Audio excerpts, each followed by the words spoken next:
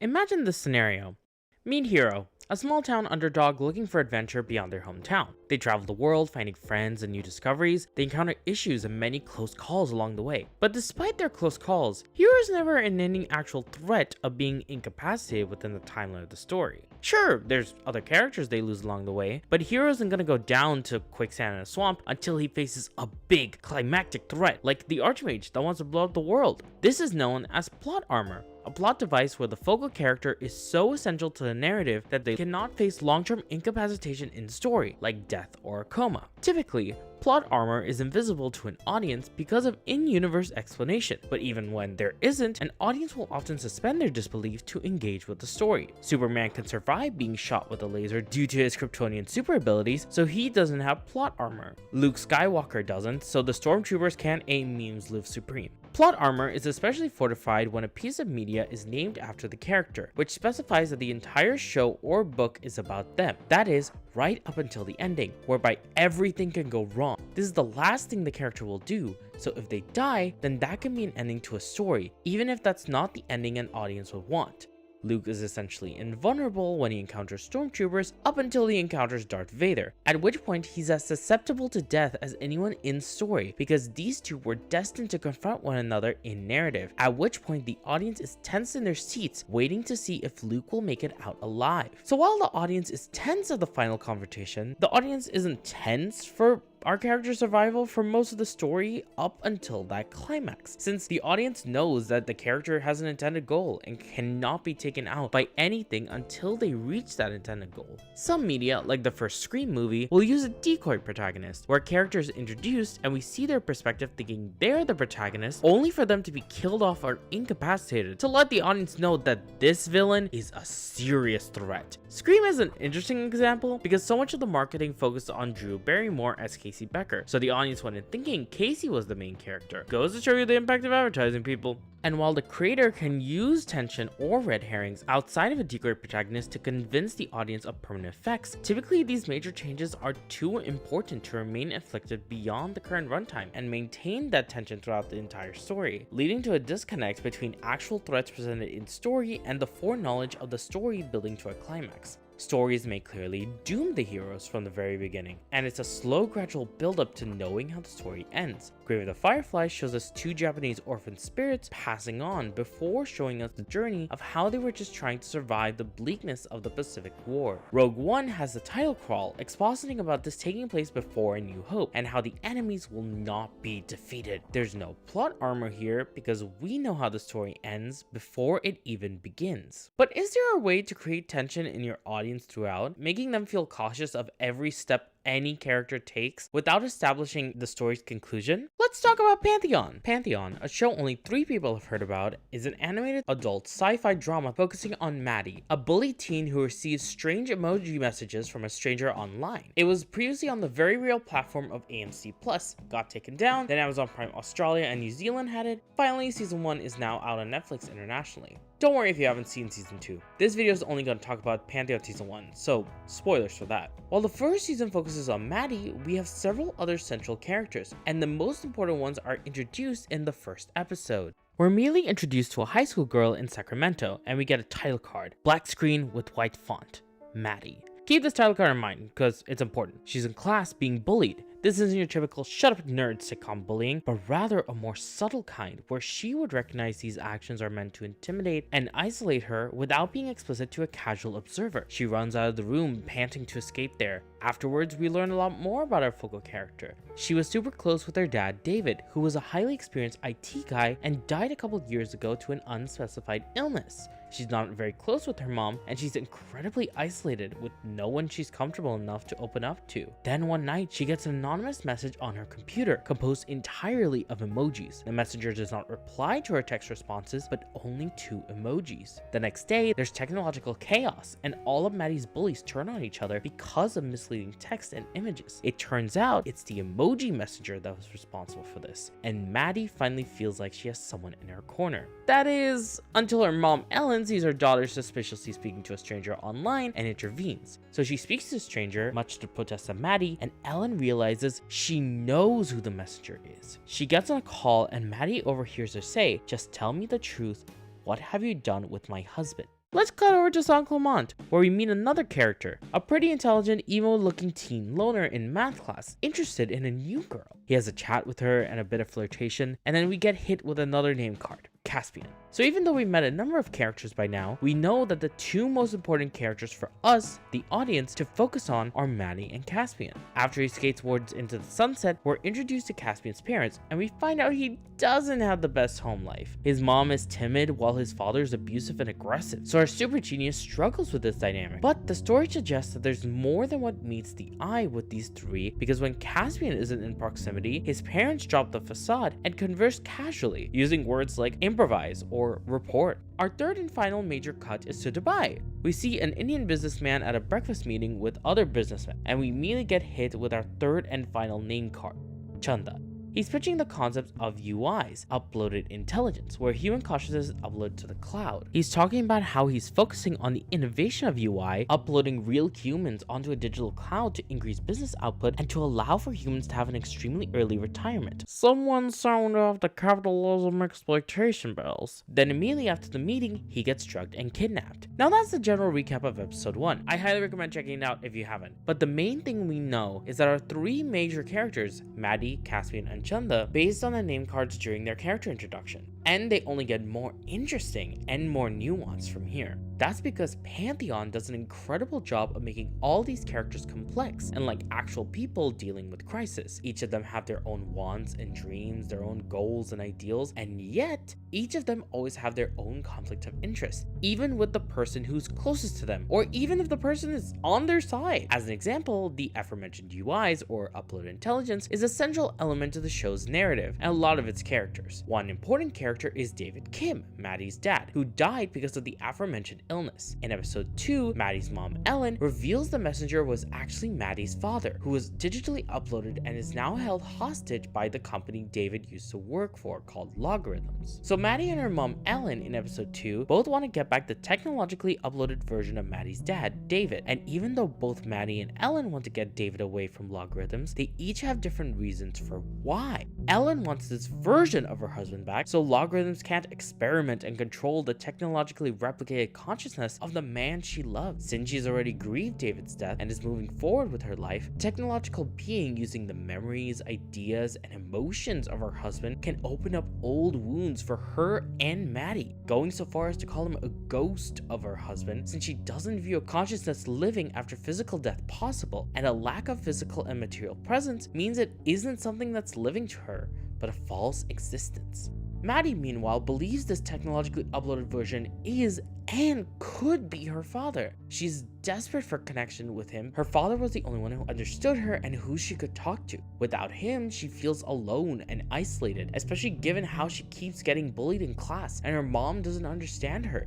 To her, just because David's now in a technological state means he's switched in mediums, but there's someone with his memories, emotions, and personality, and the version of him that she knew before he passed on. So both these characters want the same thing and are actively working with each other, but have their own opinions and desires as to why they want the same thing. This adds an extreme level of nuance to these characters' relationship to one another and makes them all the more interesting than two characters who just straight up agree with everything each other's doing. But remember the title cards? They told us who the main characters we follow. We as an audience focus on these characters and how they relate back to Maddie, Caspian, and Chanda. So when a character or story element outside of these three is developed, we see them as a fully formed person and are subconsciously thinking about how the nearest proximity focal character relates back to the story development. We also take the bias and lens of one of these three characters, which creates an additional level of nuance to viewing other characters. So when we hear how Ellen wants to handle David's UI, we see her as extremely nuanced in the story through Maddie's eyes, since we're geared to take and sympathize with her perspective when she's on screen.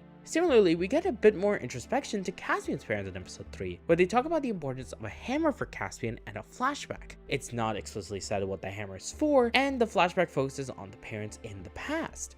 We learn there isn't really any love here, but rather it's supposed to be a working relationship when juxtaposed with a flashback, while Renee, Caspian's mom, was actually in love with someone else. There's a level of begrudging allegiance between them, but why are they together and raising a son if they never really liked each other? And there it is again. We go back to Caspian and how he relates back to how we're seeing, since he's the nearest focal perspective to these characters. The title cards automatically get us going back to one of these 3 emphasized characters and thinking about how these events look through their perspective. And because of this association between Maddie, Caspian, and Chanda, the show has affirmed them as the 3 focal characters. And because of how seemingly central Caspian and Maddie are to the story, it's safe to assume that Chanda is too. After all, he got his own title card just like them. So imagine the surprise when Chanda gets killed in episode 2. Yes, you heard me correctly. The show killed off one of its 3 focal characters by the 2nd episode. As mentioned in episode 1, Chanda's introduction is explaining UI to investors as trying to rise in the corporate ladder. His current boss doesn't like that and wants Chanda's skill to be used for his own gain. So he kidnaps Chanda and zaps his brain bit by bit while he's awake to upload him and keep him working forever on his servers. It's a very gory sequence and shows the pain and process of how a human gets digitally uploaded, since Chanda's personality, wants, desires, all the information that makes him, well, him, are taken away and his body ends up being a corpse. Pantheon, for a sci-fi drama, is a very grounded show. It makes it very clear that this could occur in the present day. People don't have superpowers or some kind of immortality. They're people in every sense of the word. Mind you, this scene is Pantheon's most gory and horrifying sequence very early on, making sure the audience is aware that the show could go there if it wants to. Since we have this mental association of these 3 very mortal characters, and the show introduced and essentially killed one of the 3 in a very gory fashion, it makes the audience alarmed if our other 2 living main characters will remain alive by the end. And if the audience questions if the most important characters in this show are safe, then how is any character in this show safe? What this does very well is convince the audience that they're experiencing an anyone can die story. These 3 separate stories interwoven as we, the observers who are safe from any consequences of this fiction, don't know if any of these characters will ever be safe and are waiting for the other shoe to drop for so many of these plot lines. As mentioned before, there's usually a foregone conclusion, a villain that needs to be defeated, a damsel that needs saving, or something that gives an understanding of what an ending of the story would look like. Pantheon has none of that. Now keep in mind, all of this is happening for the most part independently of one another, and there are points where Caspian and Maddie tangentially intersect, and there's an event in Chanda's story that breaks the news. For the first 5 episodes, we're viewing each of these independently with only 2 things connecting them: the company logarithms and uploaded intelligence. These 3 perspectives give a unique way of expositing information. In episode 2, Maddie and Ellen fight about if David's a real person or a ghost as an upload intelligence. We don't need to see how David was uploaded because in the same episode, we see Chanda's gory death, so we know what happened to him. Episode 5 specifically has a lot of really cool stuff, including a really big twist that's been built up and done so incredibly that I'm not even going to spoil it in this video. But episode 5 basically gives incentive for Caspian to leave San Clemente and drive to Sacramento, where for reasons he has to call Maddie for help. And in episode 6, we see Caspian and Maddie meet. This is a really big moment. Maddie and Caspian haven't physically interacted with one another in the narratives, so for the most part, we have been viewing their plotlines separately, as if 2 sides to this televised coin. Some vague parallels, online messages, and a phone call, but now they're together in one space. This makes for a really interesting effect happen here. Maddie asks Caspian, "Are you hurt?" And we immediately take on Maddie's perspective and view Caspian as an outsider to Maddie's story. She doesn't know what happened in episode 5. She's been focused on her dad and stealing data from a big tech company. Then this scrawny goth guy appears with blood on his sweater, who could be the only chance for her to save her dad. Then we cut to Caspian's said bloody sweater, and he says, "It's not my blood." And as soon as he says that, we get into his headspace, as if Maddie is the outsider to the story. He sees the scared girl who called him a few weeks ago, frantic about her father, the person who warned him, and now the only person he can trust. As they interact with one another, this mental jump between each plotline's perspective continues as we jump from how we understand Caspian and Maddie's independent views on these events unfolding. Maddie and Caspian try to normalize these events, but keep arguing as they're teens dealing with what feels like the weight of the world and their own issues. Now, while this is a switch in perspective that the audience typically experiences in characters, it's a genuine feat to have the audience's mind jump between these perspectives while the audience knows everything these characters know and they're in the same location. Once he and Maddie start to open up about their shared trauma of logarithms and UI, these plot lines begin to merge. Caspian talks about how his world shifted over because of the big reveal, and Maddie speaks to her experience of losing and finding her dad again. They talk, they laugh, and this connection they make with one another seamlessly seamlessly blending these two parallel stories. We're no longer seeing two separate plot lines with two disconnected characters, but instead two plot lines that have officially merged into one. And since these are two parallel perspectives we've grown to trust over the course of these 6-ish episodes, there's not really a reason to feel tension between these two characters. Also meaning shipping these two characters is more likely, but that's another thing. The point is that Maddie, Caspian, and Chanda have all been vocal characters to these three parallel plotlines. It's an interesting experience to see how each of them have gone from their own parallel stories and now everything's okay. That is until Chanda bursts down the door and our third and final character storyline begins to merge again. But this is a big moment for the show, which has kept all three of these storylines separate. Since they did their major reveals in episode 5, this is the last card the show has to play before everything dissolves into chaos once again for all these characters' perspectives to merge.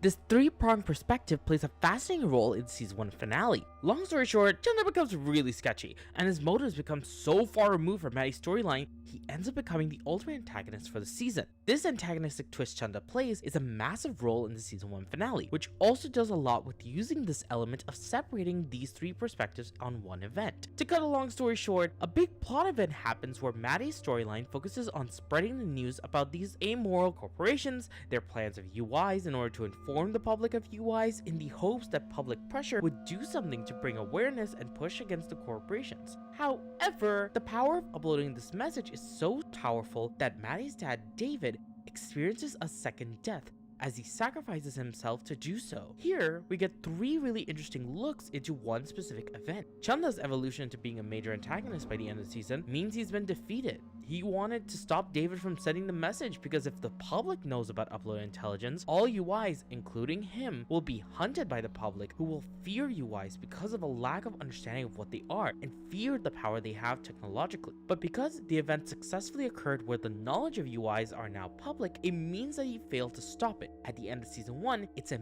bit ambiguous whether he lives or not, but the important part is that he has failed. Meanwhile, Caspian's experiencing a victory. Now that everyone knows, there's no way that logarithms who want him can have this exerted power over him once the whole world is aware of UIs, and he believes it means people are not going to be uploaded since the message explains the horrors of the upload process. Meanwhile, Maddie's experiencing a tragedy. She lost her dad once already to illness, and she thought she'd never see him again. After a long period of isolation and not finding people to connect with, she found she could have a version of him back, and at every turn did everything she could to have him back in her life. She made new memories with this version of him, and felt happy her father was back with her. Despite all that, she's now lost him all over again. A copy of her father still exists in Logarithm's headquarters, but the memories she made and the version of this person he was is lost forever. It's like a video game save file, but hundreds times more traumatic. Once you save up to a certain point, you can explore and complete new achievements beyond that save point. But once you've lost all that progress, it's like it never even happened. Sure, you could redo everything you did in the quickest way possible, but the experience you had and the memories there will never be exactly the same, which makes you question why redo this if it's all for naught. That's Pantheon. See ya.